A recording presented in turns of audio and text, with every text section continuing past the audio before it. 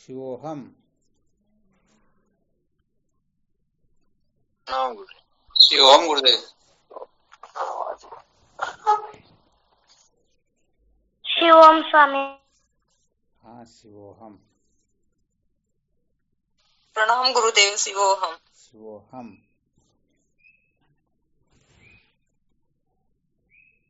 क्या विषय चल रहा था अपना? श्री गुरुदेव।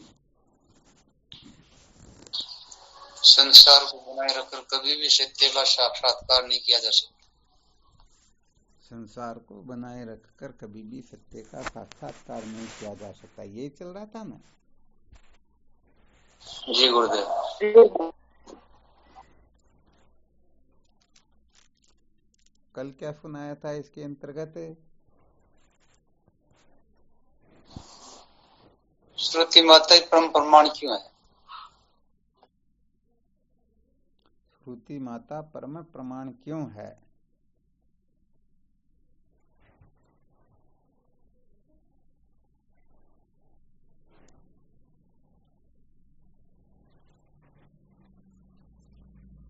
और क्या सुनाया था इसके अंतर्गत?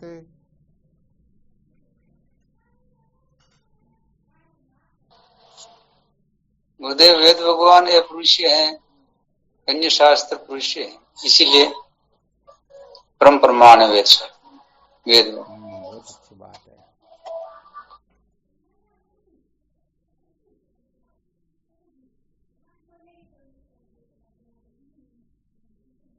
और कौन बताएंगे? कोई ऐसा मुख्य फॉर्मूला सुनाया था, ध्यान में है किसी को क्या?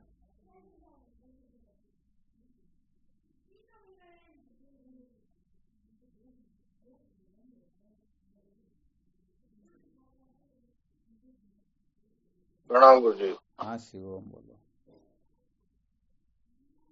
गुरुजी, सुनाया था आपने कि श्रुति प्रमाण के सामने हमारी सारी कल्पनाएं धराशायी हो जाती हैं। ये बहुत महत्वपूर्ण सूत्र था। वैसे देखा जाए तो जब तक हम अपने को महत्व देते हैं तब तक समझना चाहिए दूसरे को महत्व दे ही नहीं रहे हैं, और जब दूसरों को महत्व दे देते हैं तो अपना महत्व जो है वो क्षीण हो जाता है। जी गुरुदेव। प्रत्येक क्षेत्र में इसका अच्छी तरह से अवलोकन करके देख लेना चाहिए। यही होता न,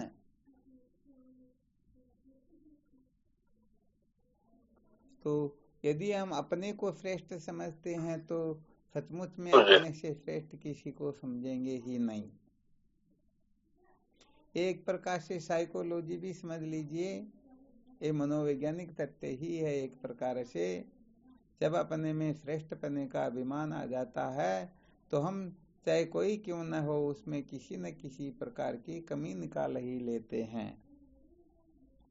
निकाल देते हैं या नहीं निकाल देते हैं?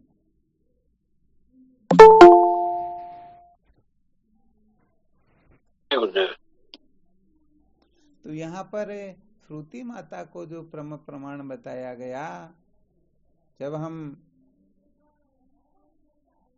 सम्यक प्रकार से इसको स्वीकार कर लेते हैं तो अनायास ही अपनी मन बुद्धि तो क्या, ये बाकी जितने भी द्वैत दर्शन के अंतर्गत अथवा कल्पना करके अनेक जो पोथे लिखे हुए हैं वो सारे के सारे एक तरफ धरे रह जाते हैं। यही होता है ना?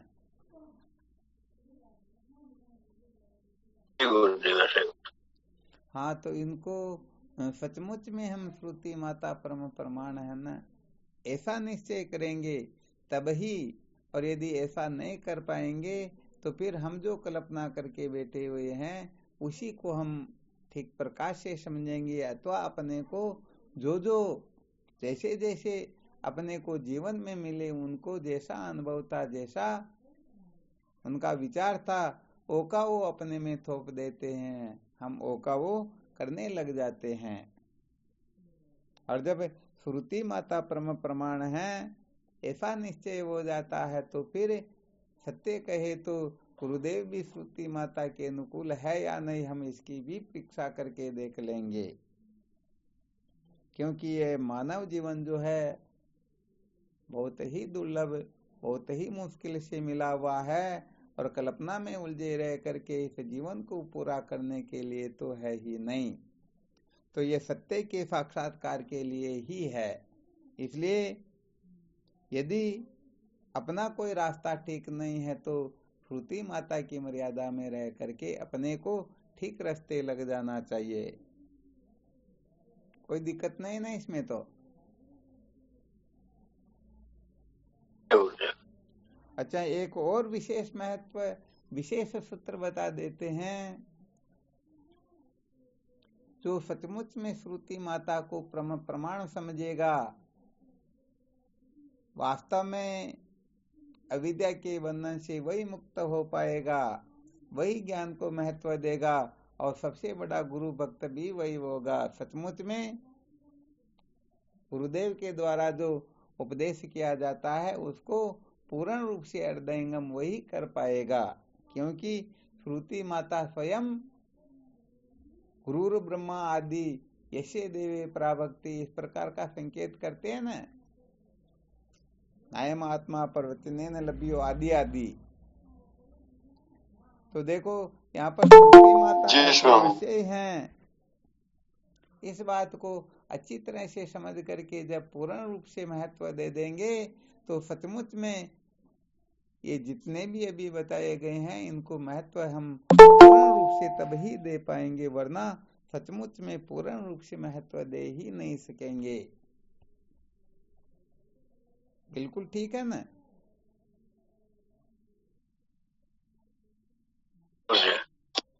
आवाज तो आ रही है ना? आ रही है, बीच में कभी थोड़ी कम आती है, बीच में कट जाती है ना कभी कभी।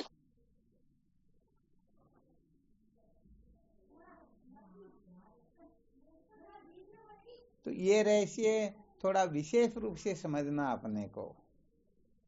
हम सचमुच में अंतःकरण की शुद्धि को विवेकादि साधनों से संपन्न होने से लेकर के ब्रह्म विचार तक जितनी भी प्रक्रियाएं हैं, इन सबको पूर्ण रूप से तब ही स्वीकार कर पाएंगे जब हम सचमुच में क्या कर लेंगे,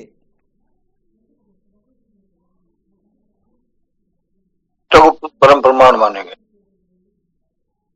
बिल्कुल सत्य बात है।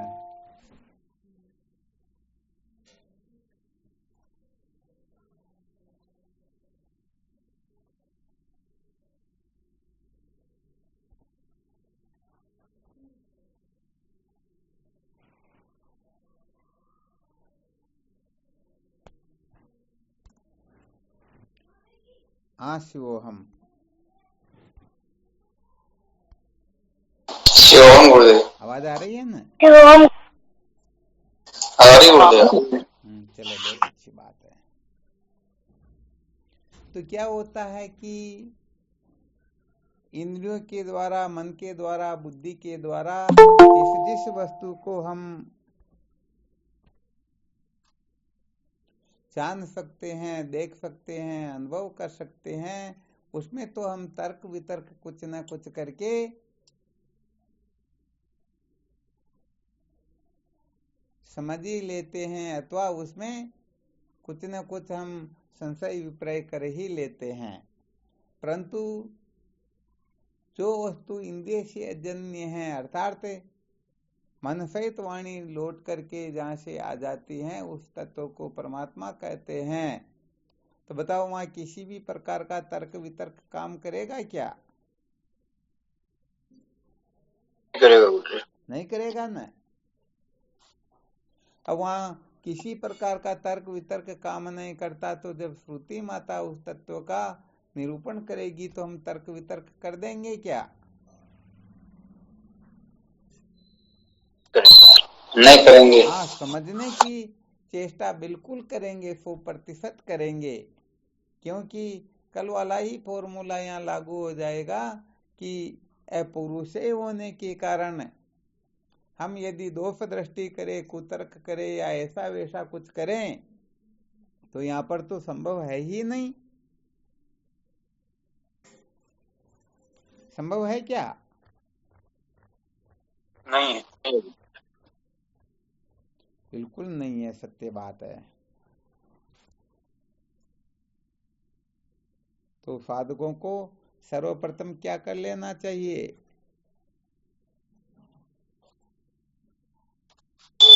श्रुति प्रमाण में दृढ़ निश्चय कर लेना चाहिए। श्रुति प्रमाण में दृढ़ निश्चय कर लेना चाहिए। समझो ये सबसे महत्वपूर्ण काम है। यदि ये ठीक ठीक हो गया तो बाकी सारा का सारा ठीक हो जाएगा। हाँ, कहीं पर भी किसी भी प्रकार की गड़बड़ रहेगी ही नहीं। आ गया ना समझ में? जी गुरुदेव। यदि इस जगह पर हम गड़बड़ कर देंगे तो भले ही हम सब में पूर्ण रूप से विद्वता क्यों न प्राप्त कर ले, परंतु निश्चित रूप से निष्ठा नहीं बन पाएगी। जानकारियां जरूर हो सकती हैं, परंतु अविद्या के बंधन से छेदन भेदन होना ये संभव है ही नहीं।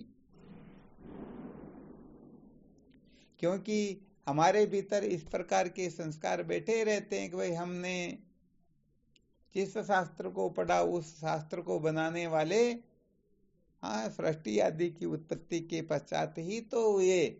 तो उनको क्या पता है कि सचमुच में सृष्टि की उत्पत्ति से पहले क्या था, और सृष्टि के नष्ट होने से पहले पहले वो नष्ट हो जाएंगे। तो सृष्टि के नष्ट होने के पश्चात क्या रहेगा उनको क्या पता है। तो दृढ़ निष्ठा जैसी होनी चाहिए, वो पाएगी क्या? नहीं। हाँ, बिल्कुल नहीं हो पाएगी। ये बिल्कुल सत्य बात है। और जब पुरुषे वेद भगवान कह दे, हाँ भाई वो महात्मा जो कह रहे हैं उनकी बात में और मेरी बात में कोई अंतर नहीं है, तो बताओ यहाँ पर दृढ़ता से हम उसको स्वीकार कर लेंगे या नहीं कर लेंगे? कर लेंगे। हाँ, बिल्कुल कर लेंगे न। क्योंकि जो श्रुति माता से प्रमाणित है, तद विज्ञानार्थम से गुरु में वाभि गच्छेत स्मित पणि श्रोत्रे ब्रह्मनिष्ठम। जब श्रुति माता ऐसा संकेत कर रही हैं तो साधकों को या कोई आनाकानी होगी क्या? नहीं होगी। हाँ, बिल्कुल नहीं होगी। किस बात के लिए होगी? क्योंकि उन्होंने श्रुति प्रमाणे को महत्व दे दिया, श्रुति प्रमाणे को दृढ़ता से स्वीकार कर लिया। ये श्रुति प्रमाण जो है ये सुप्रीम कोर्ट है, इससे और ऊंचा कोई प्रमाण होता ही नहीं। और श्रुति माता के अनुकूल होने पर ही बाकी के सारे प्रमाण वो सफल होते हैं या मान्य हुआ करते हैं। तो बस यहाँ पर इतना ही संकेत करना चाहते हैं साधकों को सर्वप्रथम अच्छी तरह से श्रुति प्रमाणे में दृढ़ निश्चय कर लेना चाहिए, दृढ़ निष्ठा बना लेनी चाहिए कि श्रुति माता ने जो कथन कर दिया वो स्वप्न में भी अणुमात्र भी असत्य नहीं हो सकता है। अच्छा, यहाँ पर थोड़ा और भी रहस्य को समझ लेना कि यहाँ पर जो इतनी दृढ़ता करवाई जा रही है, यहाँ पर वेद का जो शिरोभाग है उसी के लिए कहा जा रहा है। बाकी वेद के कर्मोपासना भाग में तो बहुत सारा तर्क वितर्क भी हो सकता, कुछ न कुछ हो ही सकता है। स्वयं भगवान कृष्ण भगवद गीता के दूसरे अध्याय के अंतर्गत वर्णन करते हैं ना, जैसे बड़े जलाशय के प्राप्त होने पर छोटे जलाशय की आवश्यकता नहीं रहती, ऐसे वेद भगवान के लिए कहा या नहीं कहा? जी गुरुदेव। हाँ, तो यहाँ थोड़ा अच्छी तरह से समझ लेना चाहिए। जो पूर्ण रूप से नहीं समझते ना वो बड़ा गड़बड़ घोटाला कर देते हैं। क्योंकि ज्ञान जो है एक तो स्वरूपभूत ज्ञान होता है, एक होने वाला ज्ञान होता है, एक बनने वाला होता है। तो यहाँ पर कुछ ऐसा वैसा कहा जाता है तो इस होने बनने वाले ज्ञान के लिए कहा जा सकता है, जो इंद्रिय जन्य आदि भी हो सकता है। परंतु जो स्वरूप भूत ज्ञान है, जिसका न उदय होता है न अस्त होता है, बल्कि जिसकी सिद्धि से सबकी सिद्धि होती है, जो ब्रह्म स्वरूप है, बताओ ऐसा ज्ञान किसी की बुद्धि में, किसी तर्क वितर्क के घेरे में आ सकता है क्या? नहीं आ सकता। तो वहां पर भगवान कृष्ण के कहने का अभिप्राय, जो केवल और केवल मात्र कर्मादि साधनों में लगे रह करके ब्रह्म विद्या को महत्व न दे करके, या मीमां पुष्पिताम वाचम, भगवान कृष्ण कहते हैं ना ऐसा, तो केवल और केवल मात्र स्वर्ग आदि लोकों को प्राप्त करने के जो चक्कर में पड़े होते हैं, वहां के दिव्य भोगों को, मौज मस्ती मनोरंजन को जो प्राप्त करना चाहते हैं, ऐसे नासमझ मूर्खों के लिए भगवान कृष्ण कह देते हैं, यदि वो यहाँ पर अटके रह गए तो समझो सचमुच में उनको अंत में पतन के सिवाय कुछ भी मिलने वाला है नहीं। क्या कुछ भी मिलने वाला? और कुछ नहीं। हाँ, कुछ भी मिलने वाला है ही नहीं। इसलिए वेद का जो प्रामाण्य है वो केवल और केवल मात्र उपनिषदों को लेकर के, ब्रह्म विद्या को लेकर के। हालांकि वेद भगवान को भी साधकों के अधिकारानुसार, क्योंकि अनेक प्रकार के साधक प्राय इस सृष्टि में रहते आ रहे हैं, तो सबकी मति अलग अलग होती है। किसी में काम की अधिकता होती है, किसी में क्रोध की होती है, किसी में लोभ की होती है, किसी में मोह मद मत्सर की हो सकती है, किसी का अंतःकरण राग द्वेष प्रधान होता है, किसी का राग द्वेष से छुटा हुआ होता है, किसी के अंतिम जन्म नजदीक आ गए हो, किसी के बहुत सारे जन्म शेष हो, किसी की अभी साधना ही प्रारंभ नहीं हुई हो। तो ऐसे इस सृष्टि में जितने भी जीव है, अनेक प्रकार की कल्पनाओं से आक्रांत रहते हैं। तो बताओ, वेद भगवान तो श्रुति माता हो तो सबकी मां न जी गुरुदेव, बिल्कुल। और माँ तो प्रत्येक बच्चे का हो, चाहे कैसा भी क्यों न हो, उसका ख्याल रखती हैं। तो सबके लिए उपदेश वर्णन किया गया, सबके लिए आदेश निर्देश दे दिया गया, परंतु अविद्या के बंधन से जो छुटकारा होता है वो रोचक भयानक उपदेश से नहीं होता है, बल्कि यथार्थ उपदेश से ही होता है। किससे होता है? यथार्थ। हाँ, यथार्थ उपदेश से ही ये जीव अविद्या के बंधन से मुक्त हो सकता है। यथार्थ उपदेश के बिना चिन्मयजार मंत्र का तो कल्प कल्पांतर तक सेवन करते रहो, फिर भी ऊंचे नीचे लोकों में ही गमनागमन हो सकता है। ये जीव सदा सदा के लिए निर्भय नहीं हो सकता है। जन्म मृत्यु की श्रृंखला से मुक्त होना संभव ही नहीं है। अच्छा, ध्यान में आ रहा है क्या कहीं पर? वेद भगवान स्वयं ऐसा कहते हैं कि ऐसा करने वाले कभी भी परम पुरुषार्थ को प्राप्त नहीं हो सकते हैं। किसी को ध्यान में आ रहा हो तो थोड़ा संकेत करें, या जो इनमें ही उलझे रह जाते हैं, अंतोगत्वा उनकी अधोगति ही होती है, अर्थात उनका पतन ही होता है, अथवा समझो परम पुरुषार्थ से वंचित ही रह जाते हैं। क्योंकि सकाम आदि भावनाओं से करेंगे तो निश्चित रूप से पतन ही तो होगा, और क्या होगा।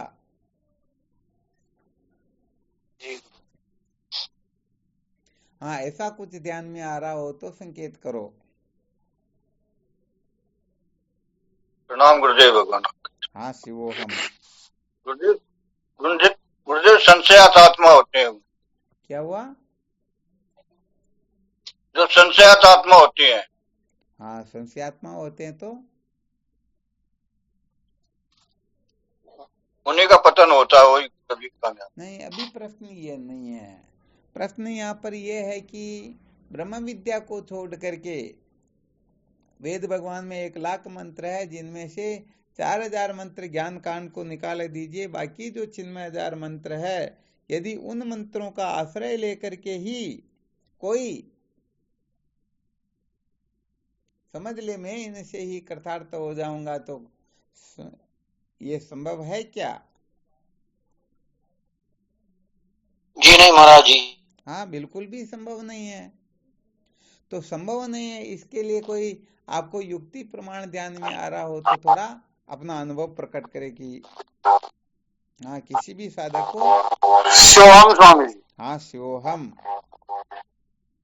न कर्मणा न प्रजया। अरे क्या बात है, बहुत बहुत धन्यवाद है। देखो, जो होशियार साधक होते हैं ना, वो बाजी जीत जाते हैं। जबकि इसके ऊपर कितने टाइम तक ज्यादा से ज्यादा इसी श्रुति के ऊपर चर्चा चली थी। केवली उपनिषद का मंत्र है, न कर्मणा न प्रजया न धनेन त्यागेन के मृतत्व मानसु, न कर्म से न धन से न भोग से मृतत्व की प्राप्ति होती है, बल्कि इनके त्यागने से ही होती है। बिल्कुल क्लियर ना?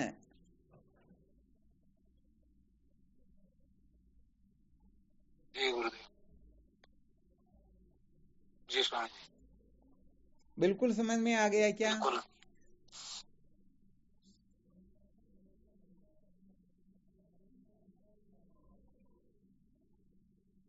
थोड़ा पुण्य बताओ। अभी जो भवानी शंकर जी ने बताया ना,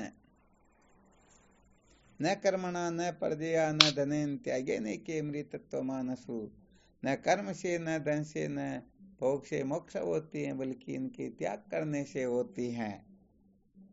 तो ये बिल्कुल क्लियर समझ में आ गया क्या?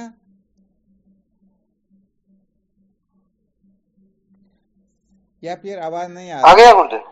या फिर आवाज नहीं आ रही है? क्लियर आवाज नहीं आ रही है। आवाज क्लियर नहीं आ रही है ना? तभी दिक्कत हो रही है।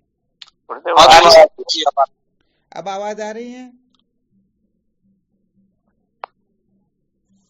जी गुरुदेव, आ रही है अब। आ रही है गुरुदेव। अभी जो भवानी शंकर जी ने सुनाया ना, न कर्मणा न प्रजया न धनेन त्यागेन के मृतत्व मानसु, कर्म से धन से भोग से अमृतत्व की प्राप्ति नहीं होती, बल्कि इनके त्यागने से होती है। ये तो समझ में आ गया? आ गया महाराज। पक्का आ गया गुरुदेव। पक्का आ गया क्या? चलो प्रणाम गुरुदेव। आप अभी लगा करके देख लेते पक्का आया या नहीं आया। अच्छा, समझो यहाँ पर श्रुति माता ने कर्म धन भोग के त्याग के लिए कहा, तो यहाँ पर हो सकता है निषिद्ध कर्म के त्यागने के लिए कहा हो, अथवा काम्य कर्मों के त्याग के लिए कहा हो। बिल्कुल पूर्ण रूप से कर्म के त्याग के लिए नहीं कहा हो। यह आवश्यकता थोड़ी है कि इन पूर्ण रूप से त्यागने के लिए कहा हो। और यदि पूर्ण रूप से त्यागने के लिए कहा हो तो भगवान कृष्ण तीसरे अध्याय के 5वें श्लोक में लिखते हैं, नहीं कश्चित क्षणमपि जातु तिष्ठते कर्म कृत, अर्थात क्षण मात्र भी कोई कर्म के बिना रह सकता ही नहीं। इसकी क्या संगति लगाओगे? क्या अपना अनुभव थोड़ा प्रकट करो, पता चल जाएगा कितना समझ में आया। प्रणाम गुरुदेव। हाँ शिवोहम। ठीक, उनके त्यागने से मतलब है कि कर्म तो हम हमेशा करते ही रहते हैं, मृत्यु पर्यंत कर्म तो चलता ही रहता है। हाँ ठीक, कर्म के बिना हम नहीं रह सकते। हम अभी भी जो कर रहे हैं वो नहीं है। बिल्कुल ठीक है। तो कर्म को तो नहीं छोड़ सकते, लेकिन ये हो सकता है कि हाँ, बुरे कर्मों को जरूर छोड़ सकते हैं। तो यहाँ पर तो ऐसा लिखना चाहिए फिर श्रुति माता को, बुरे कर्म। यहाँ पर तो यही कहा कि न कर्मणा न प्रजया न धनेन त्यागेन के मृतत्व मानसु, कर्म से अमृतत्व की प्राप्ति नहीं होती है। इसीलिए तो शंका की गई। भाई हो सकता है यहाँ पर निषिद्ध कर्मों के त्याग के लिए ही कहा हो, विहित कर्मों से अमृतत्व की प्राप्ति हो जाती हो।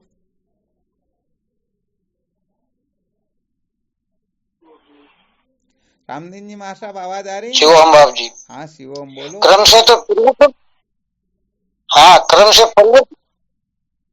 सिर्फ परिवर्तन कर सकता है और किसी प्रकार के कोई धर्म से योग विक्षेप हो सकता है, लेकिन ये यथार्थ बोध नहीं करा सकता। यथार्थ बोध नहीं करा सकता ना? सिर्फ ये परिवर्तन करा सकता है। स्वामी जी के चरणों में कोटि कोटि प्रणाम। हाँ शिव हम बोलो। और गुरुदेव आगे ये भी तो कह दिया कि प्रकृति कर्माणि गुणे कर्माणि सर्वस्य अहंकार विपट करता है मिति मन्यते। हाँ वो तत्व ज्ञानियों की बात है, जिनको बोध हो जाता है ना, उनकी दृष्टि ऐसी हो जाती, वो जानते हैं कि प्रकृति क्रियमाणानि गुणे कर्माणि सर्वस्य अहंकार मुड्डात्मा करता है मिति मन्यते। ज्ञानियों का यह निश्चय होता है कि सारे के सारे कर्म जो है प्रकृति के द्वारा किए जाते हैं। सचमुच में मैं कुछ नहीं करता हूँ, मैं तो अकर्ता भोक्ता संव्यापक परिपूर्ण चेतन अद्वितीय आत्म तत्व हूँ, अद्वितीय ब्रह्म हूँ।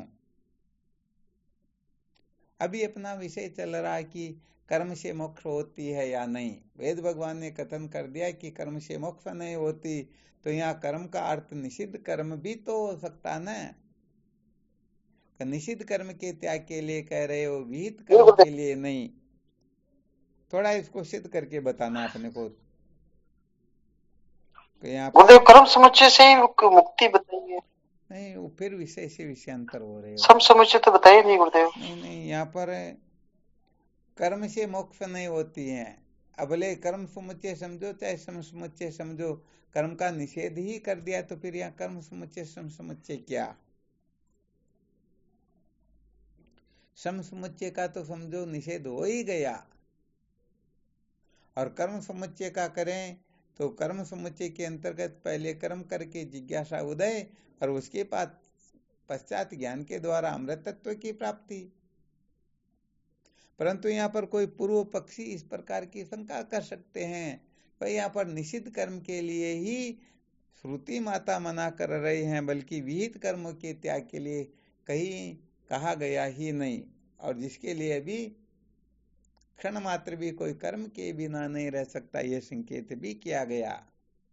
तो अपने को सिद्ध करके बताना कि निषिद्ध कर्म तो क्या किसी भी कर्म से अमृत तत्व की प्राप्ति नहीं होती है, वरना निषिद्ध कर्म का तो त्याग कर देंगे परंतु विहित में अटके रह जाएंगे। क्योंकि कर्म भी नित्य नैमित्तिक काम्य प्रायश्चित और निषिद्ध ऐसे 5 प्रकार का होता है ना। तो हम निषिद्ध कर्म आदि का त्याग कर देंगे, बाकी तो कर्म रह ही जाएंगे, तो हम फिर उसके भरोसे रह जाएंगे कम से कम, वही से हमारी मुक्ति हो जाएगी।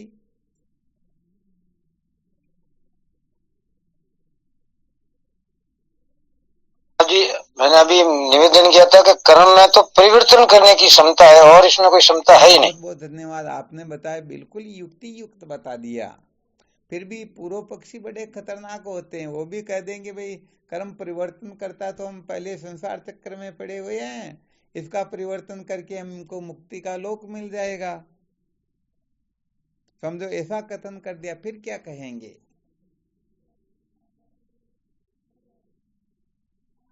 प्रणाम गुरुदेव आपके। हाँ शिव बोलो। गुरुदेव कर्म चाहे निषिद्ध हो या विहित हो, कर्म तो बंधन का कारण ही है, लेकिन कर्म का नहीं, कर्म फल के त्याग का महत्व बताया गया। तो चलो कोई बात नहीं, कर्म का फल त्याग देंगे, परंतु कर्म तो करना ही पड़ेगा ना। फिर श्रुति माता ने कैसे कह दिया कि कर्म से अमृत तत्व की प्राप्ति नहीं होती है, क्या रहस्य यहाँ पर।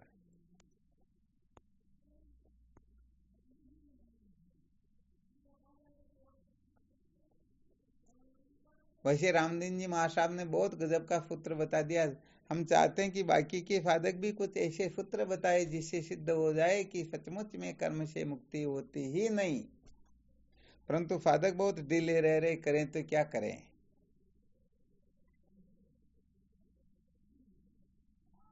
मुझे कर्म तो निर्माण विभाग होता है, प्रमाण विभाग नहीं होता। ये तो रामदीन जी महासाहब ने बता दिया ना। हाँ चलो, उन्होंने परिवर्तन बताया, आपने निर्माण बताया, बहुत उत्तम, बिल्कुल श्रेष्ठ बात है। तो कर्म के द्वारा किसी न किसी भी वस्तु का निर्माण किया जा सकता, उत्पन्न की जा सकती है, और परमात्मा पहले से ही है, परमात्मा को उत्पन्न नहीं करना होता है, इसलिए कर्म से मोक्ष नहीं होती है। बहुत धन्यवाद है। ऐसा इसी प्रकार के कोई सूत्र और भी बोल के देखो।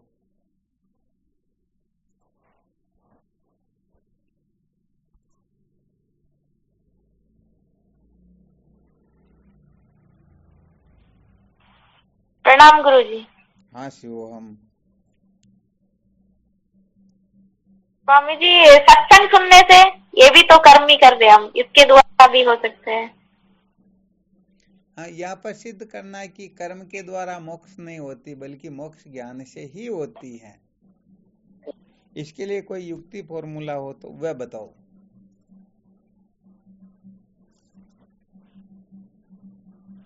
प्रणाम स्वामी जी। हाँ शिवोहम। स्वामी जी ये भी नहीं ज्ञान से पवित्र में। हाँ, ये तो प्रमाण है, परंतु इस प्रमाण को सिद्ध कैसे करेंगे?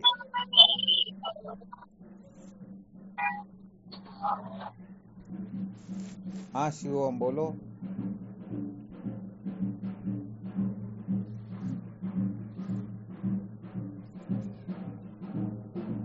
नाम 1 मिनट रुको।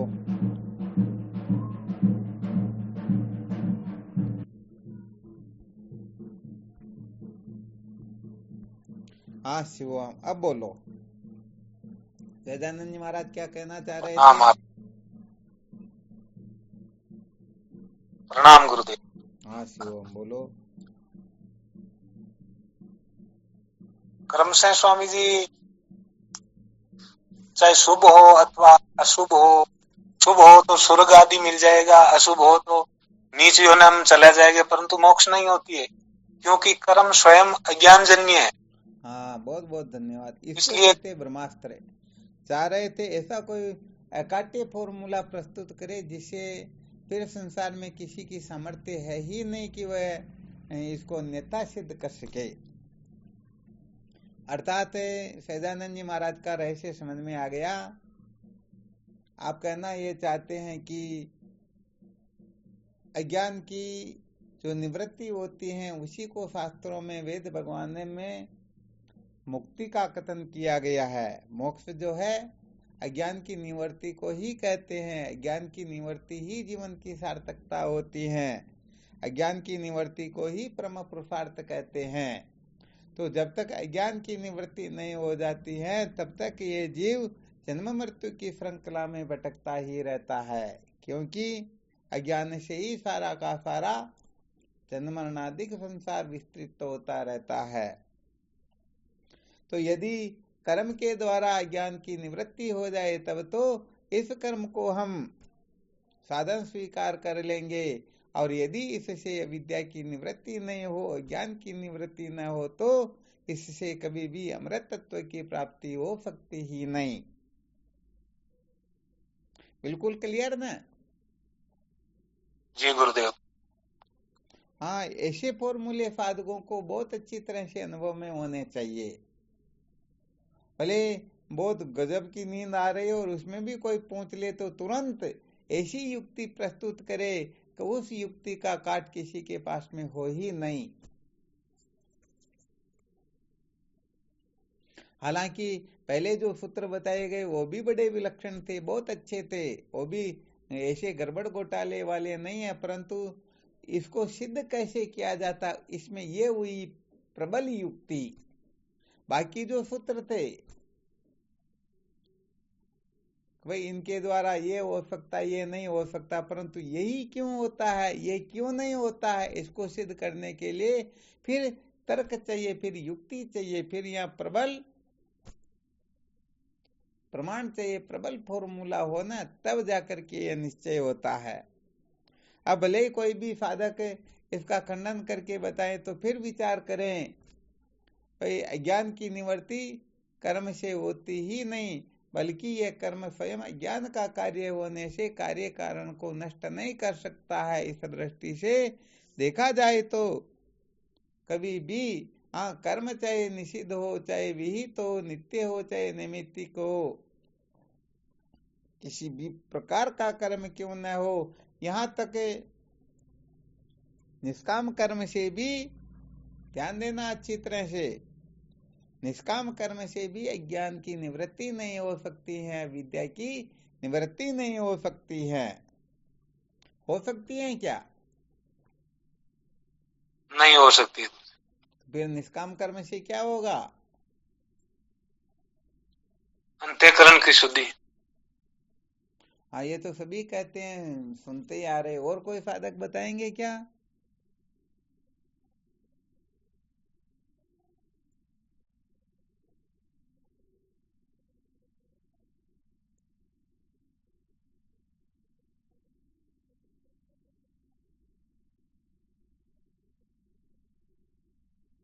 कोई नहीं।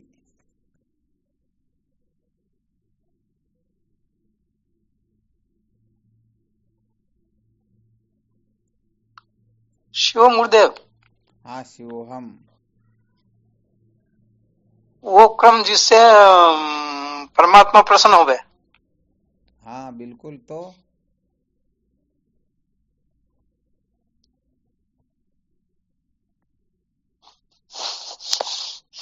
आगे थोड़ा टकराऊ में। प्रश्न क्या था? निष्काम कर्म होता है। हाँ, निष्काम कर्म, बहुत अच्छी बात है। यदि जागृत होगा उससे क्या होने वाला है?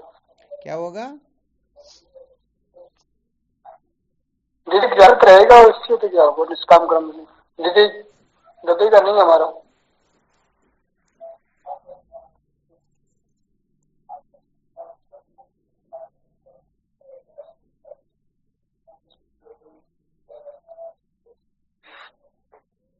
और कौन बताएंगे?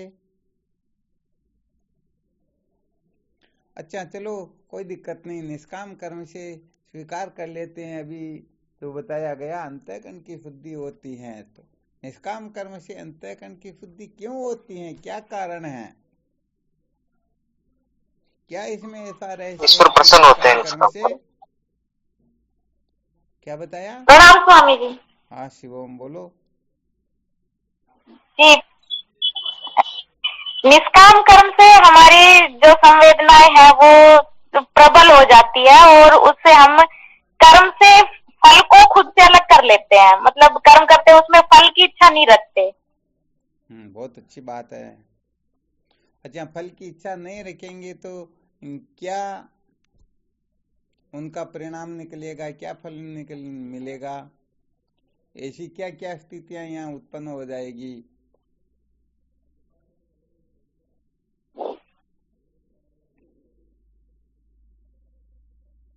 हाँ, थोड़ा गुड विषय ध्यान रखना ये इस जगह पर भी।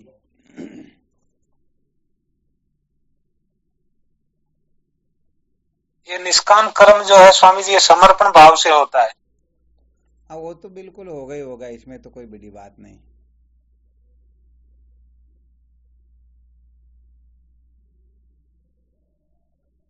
देखो यहाँ विशेष फॉर्मूला क्या निकल रहा है।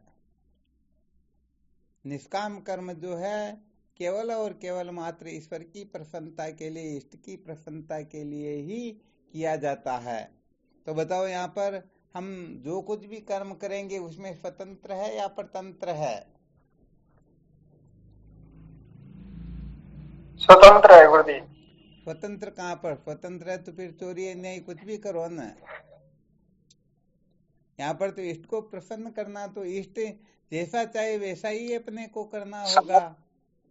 यदि हम स्वतंत्र हो तो कुछ भी कर लेंगे फिर तो। बिल्कुल बिल्कुल क्लियर ना?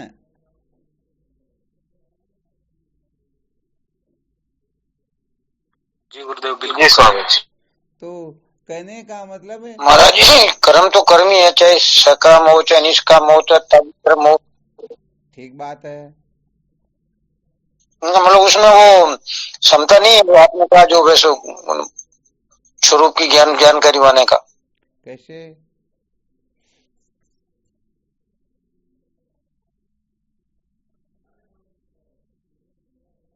क्लियर करो इसको। और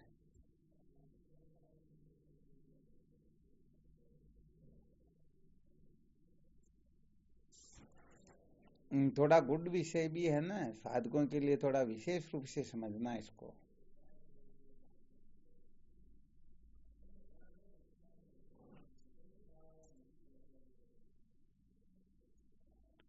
थोड़ा और क्लियर करो ना रामदीन जी माँ साहब।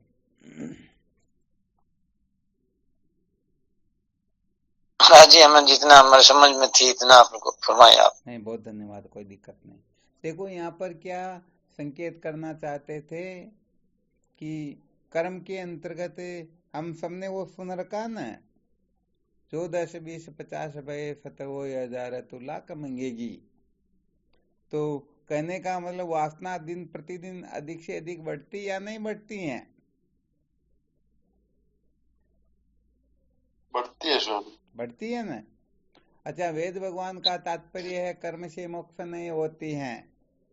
तो कहने का मतलब इस कर्म रूपी कीचड़ से ऊपर उठाने के लिए कुछ न कुछ उपाय करना होगा या नहीं करना होगा?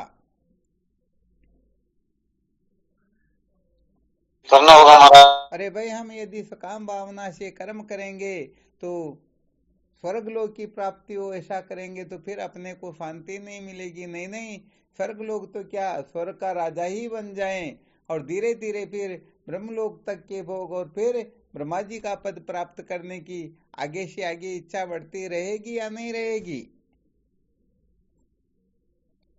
जब हम स्वतंत्र के स्वयं की इच्छा से कर्म करते हैं तो कहने का मतलब एक क्षण के लिए भी हम शांत नहीं हो पाएंगे, 24 घंटे इस कर्म में ही रचे पचे रहेंगे। और यदि हम इष्ट की प्रसन्नता के लिए, ईश्वर की प्रसन्नता के लिए कर्म करेंगे तो फिर ईश्वर जैसे प्रसन्न होते वैसा ही तो कर्म करेंगे ना। बिल्कुल।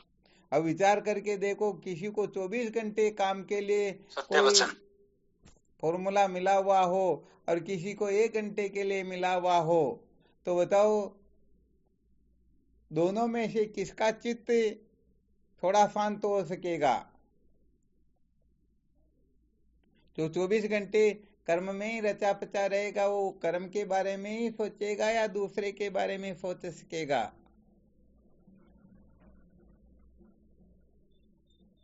कर्म के बारे में सोचे। हाँ बिल्कुल, वो कर्म से ऊपर थोड़े उठ पाएगा। और जो कुछ समय के लिए कर्म कर रहा, जैसे ड्यूटी पर जाने वाले 8 घंटे ड्यूटी करके फिर आराम से 16 घंटे चाहे विश्राम करे चाहे कुछ भी करे, स्वतंत्र है या नहीं है?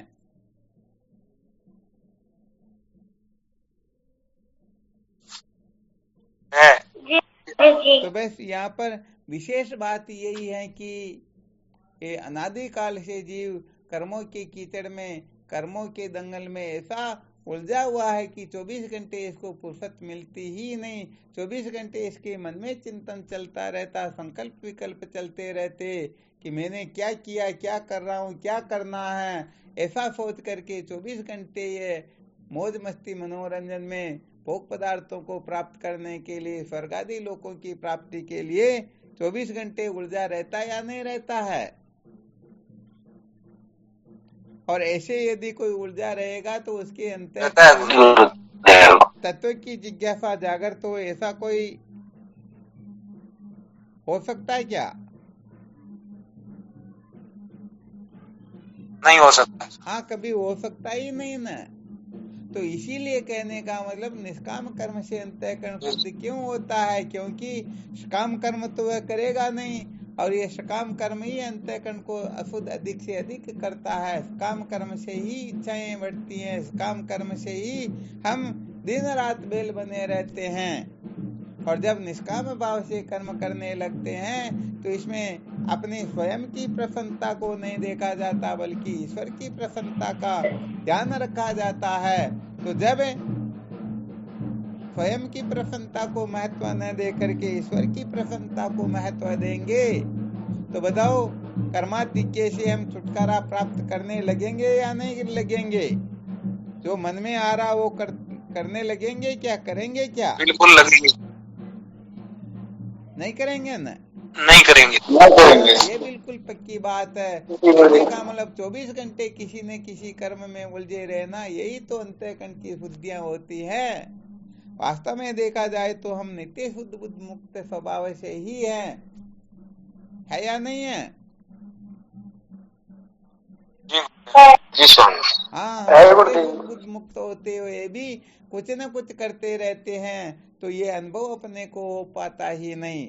और जब अंतःकरण थोड़ा इस तरफ से थकेगा, थोड़ा विरक्त होगा थोड़ा अंतर्मुख होगा, थोड़ा इनसे ऊपर उठेगा। जब काम्य कर्म, निषिद्ध कर्म और काम कर्म का जब ये त्याग करेगा तो कहने का मतलब इसका अंतःकरण धीरे धीरे विवेकी होने लगेगा, भले बुरे की पहचान होने लगेगी, और अंत में ये रहस्य समझ में आ जाएगा कि न कर्मणा न पर्जया न धनेन त्यागे न के अमृतत्व मानसु, अर्थात इनके द्वारा कभी भी अमृत तत्व की प्राप्ति हो सकती ही नहीं। बिल्कुल क्लियर? जी गुरुदेव। हाँ, यहाँ थोड़ा अच्छी तरह से मंथन किया करो, क्योंकि अच्छी तरह से मंथन करेंगे ना तभी सचमुच में इसका आनंद कुछ और आएगा। वरना तो सुनी सुनाई बातें, यहाँ निष्काम कर्म से अंतःकरण पवित्र होता है, परंतु उसका फॉर्मूला ही नहीं जानते हैं, कभी निष्काम कर्म किया ही नहीं, केवल सुन सुना करके हम बातें बना लेते हैं और उस प्रकार से अपने को बना नहीं पाते हैं, तो सचमुच में वो आगे का रहस्य ठीक तरह से समझ में आता नहीं। फिर तो जिन वो कहते आ रहे इसलिए हम भी कहते हैं, परंतु वास्तव में इसका कैसे रहस्य समझा जाता, कैसे प्रैक्टिकली रूप से इसका अनुभव किया जाता है, तो शायद साधक इस जगह पर अच्छी तरह से निश्चिंत हो चुके होंगे कि निष्काम कर्म से अंतःकरण कैसे शुद्ध होता है। तो ये कर्मादि के अनेक प्रकार की इच्छाएं उदय होना, यही तो अंतःकरण की शुद्धि होती है। तुम्हारे धर्मशास्त्रों ने भी अनेक प्रकार के कर्तव्यों का विधान किया और बहुत सारे निषिद्ध कर्म आदि के ऊपर एक प्रकार से प्रतिबंध लगा दिया। तो शास्त्रों का तात्पर्य क्या है? इनके न प्रकारेण ये अपने स्वरूप का साक्षात्कार कर ले। हाँ, ये मत समझना कि यही सिद्धांत है। अरे भाई, ये सिद्धांत नहीं है।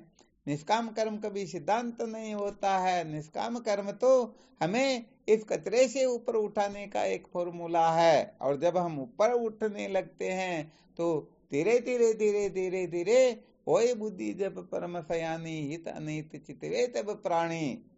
कहने का मतलब जब हम अनेक प्रकार की इच्छाओं से युक्त होकर के नाना प्रकार के कर्मों में उलझे रहते, तो बताओ भले बुरे की पहचान का समय मिलता, निकलता कभी? नहीं निकलता, नहीं निकलता। हम केवल और केवल मात्र ईश्वर की प्रसन्नता को महत्व दे करके फिर कुछ भी करेंगे तो यहाँ पर मैं करता हूँ, मैंने ऐसा किया, मेरे जैसा संसार में कोई है ही नहीं। कुल मिलाकर के बहिर्मुख होकर के संसार में अनेक प्रकार की लोग कल्पना करते हैं, और उस कल्पना के वशीभूत होकर के ये राग द्वेष छल कपट, मरना मारना, किसी को नीचा दिखाना, किसी का अपमान तिरस्कार न मालूम, अनेक अनेक प्रकार के जो गड़बड़ घोटाले हैं, ये सारे के सारे शांत हो जाते या नहीं हो जाते हैं? अरे जिनको ईश्वर की प्रसन्नता को ही ध्यान में रखना है, तो बाकी संसार में कोई राजी हो रहा या नाराज हो रहा, उनको उससे कुछ लेना देना होगा क्या? नहीं होगा। तो यहाँ पर तो संसार के लोग तो अधिकतर राजी नाराज का ध्यान रख करके करते या नहीं करते हैं? बहुत सारे हाँ संतों में भी ऐसा ही होता है कि यदि भजन बोलते समय पेटी के ऊपर पैसे बरसने लग जाए, कोई अच्छी तरह से नाचने लग जाए, तो फिर वो भी लंबा कर करके पता नहीं मजे लेते या नहीं लेते हैं। तो भाई देखो, ये वासना आसक्ति अहमता ममता जो है ना, यदि मजे मिलने लगे तो ये ज्यादा से ज्यादा इस ओर प्रवृत्त होगा। तो ये सारा का सारा ईश्वर की प्रसन्नता को यदि ध्यान में रखे तो सब छूट जाता है या नहीं छूट जाता है? हाँ, छूट जाता है गुरुदेव। हंसने नहीं, हंसने की बात नहीं, बिल्कुल सत्य बात है। संतों कहते कि ब्रह्म ज्ञान का भजन बोलने से पेटी पर ज्यादा पैसे आए। आज दीवान साहब से बात हो रही थी तो वो यही सुना रहे थे, लोग 5-5 हजार रुपए 10-10 हजार रुपए लेकर के सत्संगों में जाते, और वहां जाने के बाद में यदि ब्रह्म ज्ञान का भजन बोलने से पैसे ज्यादा आए, तालियां ज्यादा बजे तो वो बोल देते हैं, और किसे कहानी कह करके मजे लेने से पैसे ज्यादा आए तो ऐसा कर देते हैं। तो बताओ, ऐसे कलाकार होंगे या सलाहकार?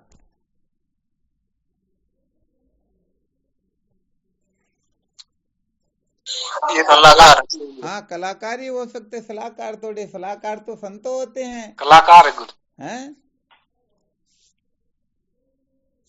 जी, बिल्कुल।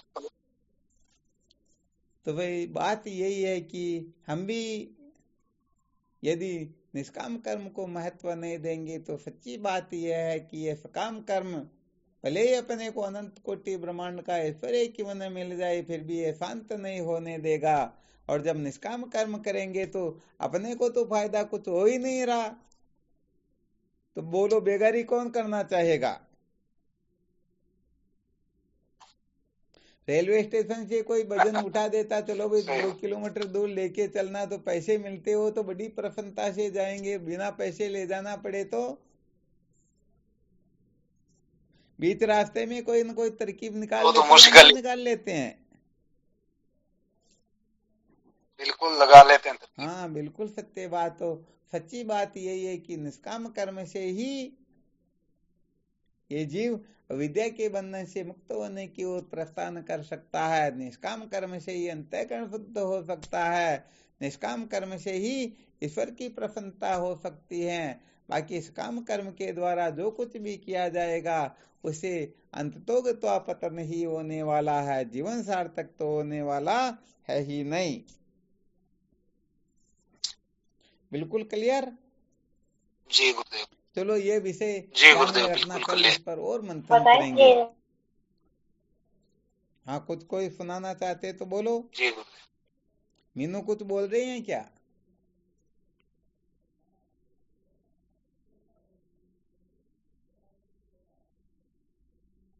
चलो कोई नहीं बोल रहे, कोई दिक्कत नहीं, ठीक, फिर करो। महाराज जी, जैसे इसका अर्थ है। हाँ बोलो महाराज जी। हाँ बिल्कुल आ रही आवाज। जैसे इसका अर्थ है निष्काम। हाँ, तो बात है, अर्थ के हिसाब से तो इसमें ये कामना रहित है ना। हाँ, निष्का अर्थ होता रहित होना। शब्द के अर्थ के हिसाब से कामना रहित है ना। कामना से रहित होकर के कर्म करना।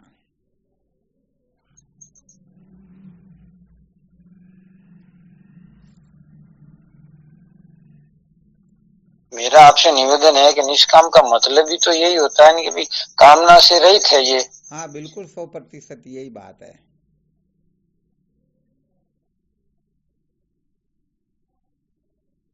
आवाज आ रही है ना? तो फिर अपन ईश्वर को कैसे राजी कर सकते हैं? अपनी तो कामना ही नहीं है भाई कि हमने ईश्वर को राजी करना है। हाँ, अपनी कामना नहीं है, इसीलिए तो ईश्वर प्रसन्न होंगे। अपनी कामना हो तो ईश्वर प्रसन्न कैसे होंगे?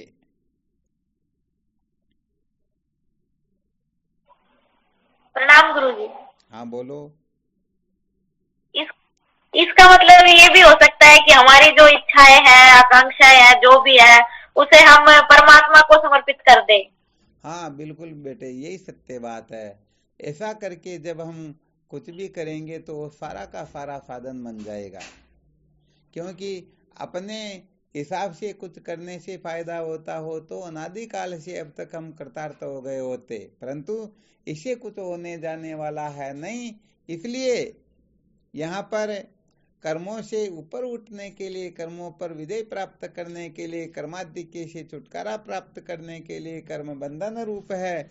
इन समस्त रहस्यों को समझने के लिए यहाँ पर कह दिया गया है कि कर्मणा बध्यते जंतु विद्या च मुच्यते, न कर्मणा न पर्जया न धनेन त्यागे न के मृतत्व मानसो, यहाँ इसका तात्पर्य होता है। वरना कर्म से यदि मुक्ति होती हो तो फिर कोई छोड़ने के लिए या इनके द्वारा बंधन होता है, ऐसा थोड़े कहते हैं क्या?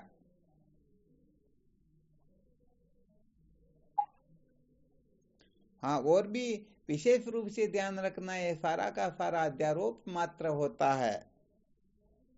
क्योंकि हम ईश्वर को स्वीकार करके ईश्वर की प्रसन्नता के लिए नहीं करेंगे तो फिर कर्म करना ही यहाँ निवृत्त हो जाएगा। कर्म कोई करना चाहेगा क्या फिर?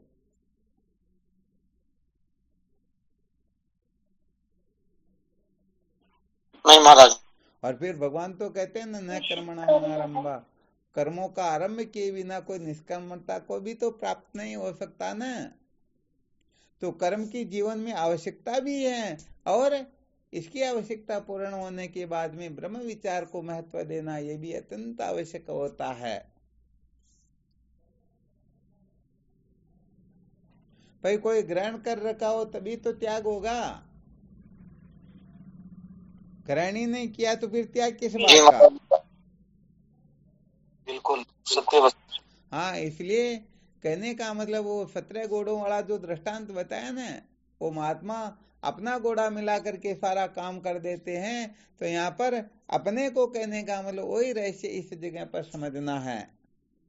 वास्तव में कर्मादि के द्वारा अमृत तत्व की प्राप्ति स्वप्न में भी नहीं होती है, परंतु इनके बिना भी काम चलने वाला है ही नहीं।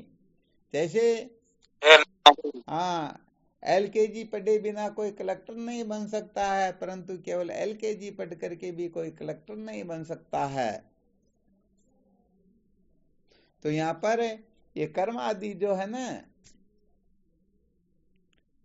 केवल और केवल मात्र इनको करने का तरीका होता है। हम सकाम भावना से करेंगे तो संसार की ओर प्रवृत्त हो जाएंगे, ये संसार बंधन अपने को जकड़ लेगा। और निष्काम भावना से करेंगे तो फिर कर्म बांध सकेगा क्या?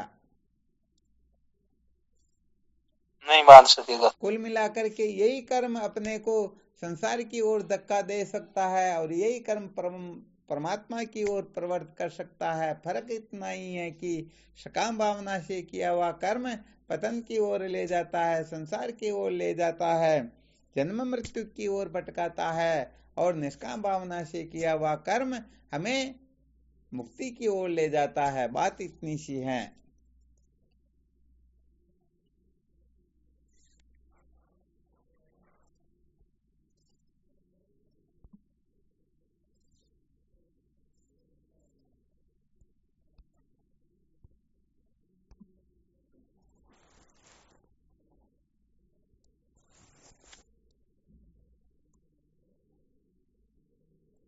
चलो ठीक, कल विचार करेंगे ना। शिवोहम। शिवोहम श्री गुरु शास्त्र महाराज जी। हाँ, शिवोहम। कल और अच्छी तरह से मंथन करना खूब, और भी कोई तर्क या कोई भी उदय हो सबको नोट करके रखना। इसके बारे में जितने भी विकल्प उपस्थित होते हैं सबके ऊपर अच्छी तरह से विचार करेंगे फिर।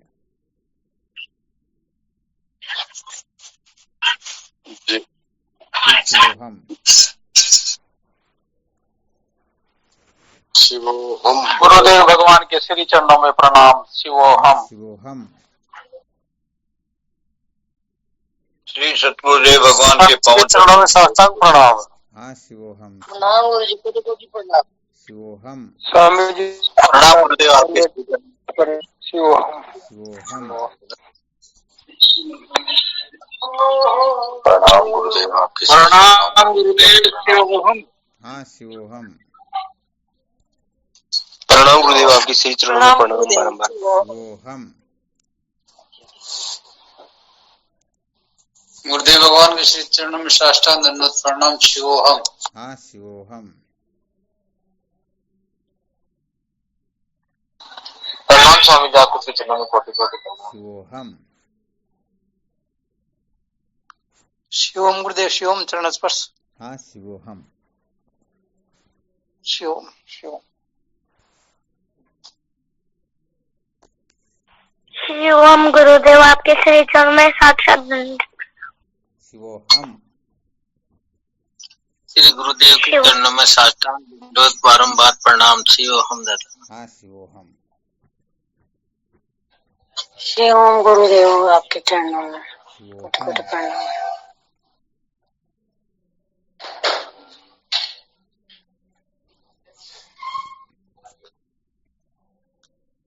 प्रणाम स्वामी जी आपके श्री चरणों में बारंबार। जय हो स्वामी जी आप। शिवोहम।